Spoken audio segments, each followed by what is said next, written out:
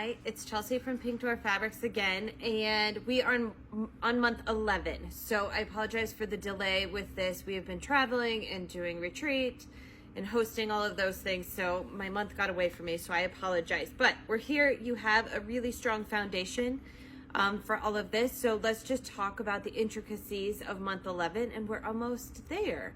So as I've discussed before, because most people are doing this on a month-by-month basis with getting installments from their shop, I'm going to do the sashing and all those videos at the very end, because I don't want to do those and people be like, I don't have that fabric yet, and get all frustrated. So I know some of you may have already gotten those things. I've seen a lot of them finished, which is super exciting. I love seeing your individual takes on these. It's really inspiring to see how you see our pattern through your eyes, which I love. So keep them coming. We'd love to see you tag us on those. Just a little bit of really quick housekeeping. We are going to be keeping this platform Facebook group open for the long term. So we are still here. I unfortunately am not on Facebook all day, every day, or fortunately, because we're cutting fabric and getting things shipped your way. But we're monitoring that. We'd love to see your finishes. Questions, keep tagging us and we'll keep an eye on that so that we can continue to help guide you through this process. It's not a race. I personally have only done half of my own version of this, so don't stress. I'm right there in the thick of it with you. And then we are starting a new one, just a new reimagination of this with some of Tula's fabrics. So I'll continue to be posting that. And once you have the foundation of this, you really can do any English paper piecing. We, as a side note, we were doing something this week for the H&H installation, and I went back to doing 1-inch hexagons, which I haven't done in eons, putting all these 1-inch hexagons together to make a bigger quilt. And really, truly, this project is so much easier. And I was like, wow, it's just relaxing. And so I hope whatever form your hand sewing or sewing or creativity takes, that it's bringing you joy, because that's really what this is all about. So I appreciate all of your generosity and kindness to everyone else in the group, and really cheering them on and helping them out. That's really what this is all about, is all of us doing this together and really making it a great experience. So keep them coming. One thing I did want to say that we've talked about before, so when this quilt was designed, it was digitally rendered. And so as we've talked about the elephant butts and the elephant faces before, there's no buts about it. The elephant, so this month you're working with this D template, and it would be really easy to think that it's going horizontally. I didn't put washi tape on this one, so we'll have to pretend like we can see it. We mentioned it in the pro tip, it's actually going this way. So just pay attention when you're cutting those elephants. I know it would be really easy to be like, oh, but I can get my whole elephant in there that way, which you darn near can, but it goes this way in order for it to fit within the pattern. So one thing, same thing that we've talked about before, when this was digitally rendered, because we didn't have fabric when we were getting ready for printing, you can't get quite the whole elephant in your thing as you see in the rendering. So disregard that. It's just for general purposes. This is your quilt. You can do whatever you like. Let's say that you really think it would be funny. We've talked about this before. To do elephant rumps, or you like his face better, or you want to focus on some flowers with his face, you can move this template around to whatever you feel like doing with your quilt. So that's one thing. Same thing, you're just going to cut 2 of those like you did before, so that they look like they stack on one another. And I think I just realized as I was sitting here, I guess they all go the same way. I was thinking it would be funny to make one go one way and one go the other, but they don't go that way on the fabric, so we'll just pretend like I didn't just dream that up. So the other thing is, these particular little P triangles are a little finicky. Because they're coming to a really tight point, you want to be careful to baste all of them exactly the same, so that they'll nest nicely and create kind of a little pinwheel here in the center. Let's say that you're having trouble with that, you don't like it. I mean, these colors are fairly close. What you can do is, like we've talked about before, just tape those little English paper piece, the pieces that you're going to be basting around, tape them together and make one single piece. I think that could be a really great opportunity for a sort of secondary design element. So if you're noticing with our pattern here that these little pea pieces are basically a mirror image of one another, but they're not all the same fabric. So it gets a little complicated, but stick with me, you've got this. So what you're gonna look and do, and what I try to, spatially sometimes, especially if you're trying to cut multiples at once, which again, like I said, I'm a proponent of because I wanna be done with the cutting and basting as fast as I can so that I can get to sewing. What I do is I'm gonna take my template and basically go, okay, this pea piece needs to have the point at this bottom right edge if I'm aligning it the way that it's written in the pattern.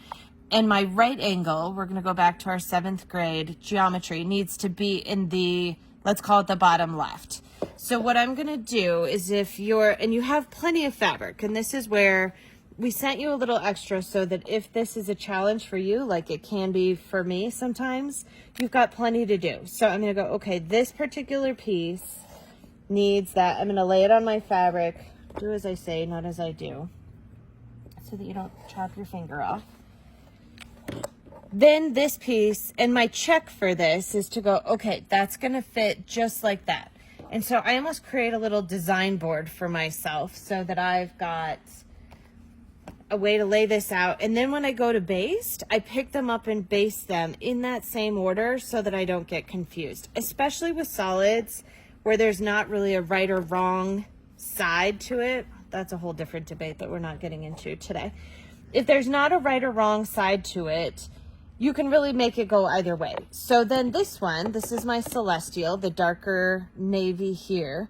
So these two need to mirror each other. Now you can either turn that piece over, which is essentially what we've done here, or you can just lay this on your fabric using the same technique. So, okay, my point needs to be in this bottom right. If I lay this just the way, you'll see if it's right side up, that piece isn't gonna match that, obviously.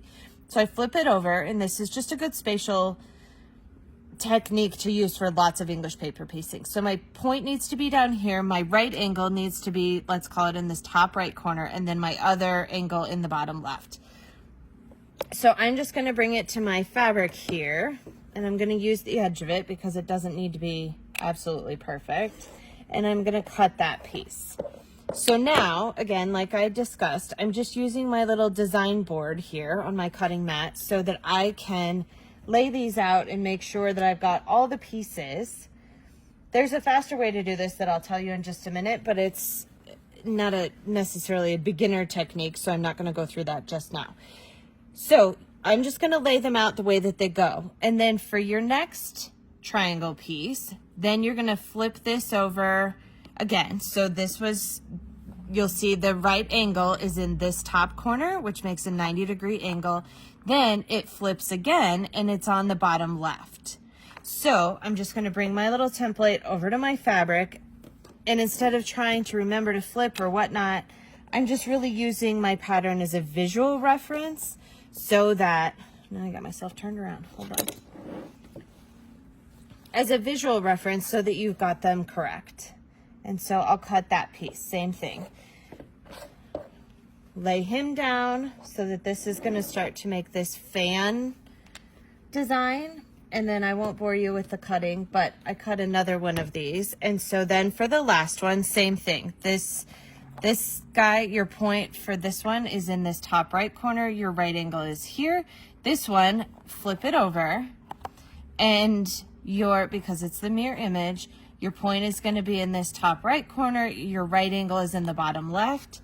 So if I match the piece that I've cut with that template up to it, here's my bottom right angle, and I'm going to lay it out just like that.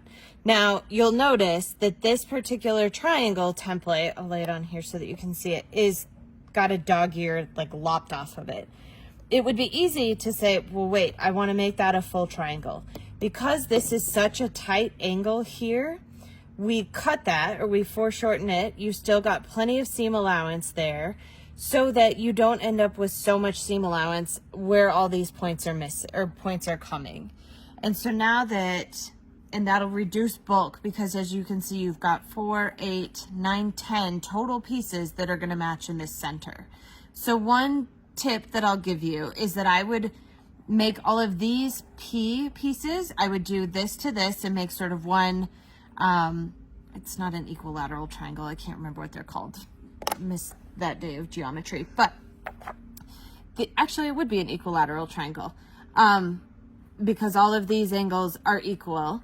So you could just do this to this. And really what we're trying to do is create modules where these are one piece. So I would do the light blue to the dark blue, and then same thing, the light blue to the medium, or the medium blue, and create this piece as a second set, and then do these two together. Because then it just you'll notice that these P pieces are exactly the same shape as 1A. So as I mentioned before, if you wanted to tape all of these together, you could certainly do that. If you have leftover pieces, you'll notice this same 4 P's are the same as a J. So if you go, oh my gosh, I don't want to do that, that's too much work to make all these points align in the center. The reason we did this sort of at the end was because this was more of an advanced technique and you've got all the foundation to make this happen. But let's say that you're just not feeling it that day. You could absolutely make these 4 P's, just take one of your J papers and one of your J templates and make that one diamond. Alternatively, you could do something and just make these 2 P's 1A. So you've got options. You can do this however you like. The C's are obviously this smaller triangle, so those ones aren't as interchangeable. But you could do 4 J's right across there. Whatever suits your preferences is the way that you should go. If you're frustrated with it and it's not working, I say just combine them all, make it a J, make it an A, whatever works best for you. And then we kind of show, same as we always have, how these should go together. So you could make all 4 of those into one sort of diamond piece. I would personally recommend making these 2. We sort of didn't show that first step. As I just mentioned, making these 2 a triangle, these 2 a triangle, attaching that to that, and then sewing it in. So what I do is say, okay, this is right side up. So this is what I'm going to be seeing when I baste these papers. And so then I'm just going to lay my paper underneath, turn it over, glue baste the way that I always will, lay it back down so that I'm sure that it's correct. Same thing with this. Put my paper on the underside, glue baste or thread baste, whatever you prefer, lay it back down. That way when you go to do those, you don't get mixed up which is front and which is back and which is the reverse and whatever. So that makes that easier. One thing that we have talked about a while ago, but I'll reiterate it again, is if you take your fabric and you fold it over. So we've taken my little fat eighth. This piece, I'm just going to lap it off because it's kind of scrap. Anyway, if you take your P pieces here, like we've talked about, where you're going to have to flip those over, this top is a mirror image of the bottom, obviously. So if you flip that over, that's what'll give you the mirror image. Well, if you're familiar and you're fairly good spatially, you can flip this over or put your 2 pieces of fabric together. It would make more, not sense, but it would be more discernible and more noticeable if they were printed fabrics, but these are solid, so it doesn't really matter. What you're doing essentially is creating the inverse. So by cutting 2 pieces of this, you'll recall we've talked about this before. By cutting 2 pieces of this at the same time, you'll see, is that you immediately come out with the inverse of that. So here's one of them, and then here is your inverse. So then we are moving on to 11-2. You're going to use your same, you should have received a 1/2 yard of this blue elephant fabric.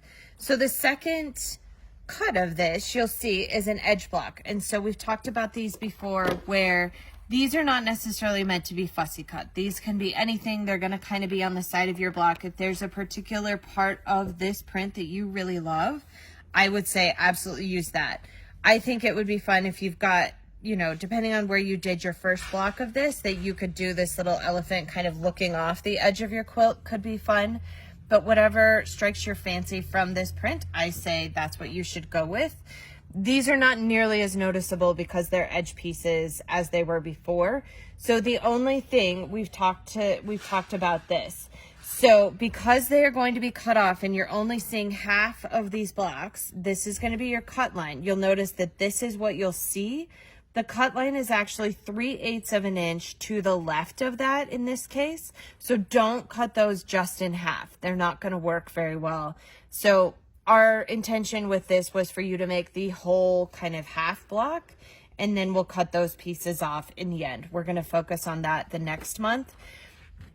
So as we mentioned in the pattern, you're not going to want to center your elephant for that. I understand that you're making the whole one here, but just keep in mind that you're only going to see half of that once you cut the edge of the quilt off. So I'd hate to see you cut the full elephant and then you'll see only half of his face there. So I would move that over if you're going to use part of his face to go, okay, here's approximately the center of that block. You can mark it with your friction pen or your Sharpie. Here's the center of that block so that you get the portion of that you want to see.